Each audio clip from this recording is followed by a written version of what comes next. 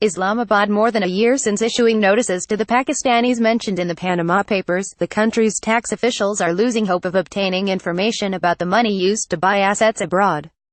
In September 2016, the Intelligence Directorate of the Federal Board of Revenue (FBR) issued 344 notices to owners of the offshore companies mentioned in the Panama Papers, but the tax officials received a very poor response. The poor response has discouraged the tax officials so much that they have not opted to issue any notices to those named in the recently revealed Paradise Papers. The officials feel that such revelations make good headlines but hardly provide sufficient grounds for the authorities to tax people. Notices sent over 1 year ago get poor response. A separate office was established at the FBR headquarters to collect information regarding the notices sent to owners of offshore companies. Official data show that show-cause notices mentioning penalties have been issued only to 10 persons in the 1 year since emergence of the Panama Papers. This shows that owing to several reasons the compliance is negligible. In the first show-cause notice, the penalty mentioned stood at Rs 25,000 as per the income tax ordinance. Data available with Dawn show that only 72 persons confirmed their ownership of offshore companies. However, they did not admit to their assets.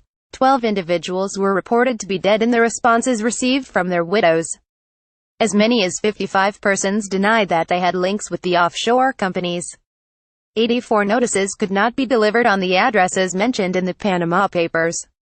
However, the tax department is in correspondence with 57 individuals.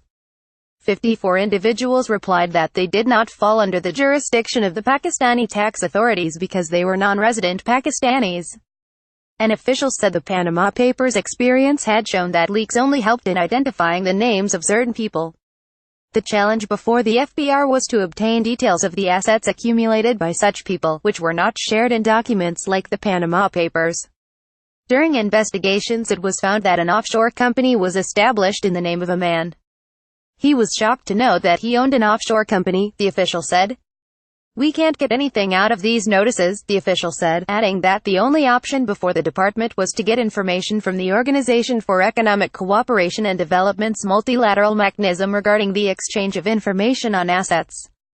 Last year the FBR sent letters to 9 tax havens, the British Virgin Islands, Bahamas, Panama, Seychelles, Niue, Samoa, Mauritius, Anguilla and Jersey, asking them to share details of the assets owned by the people named in the leaks. But it did not get any positive response.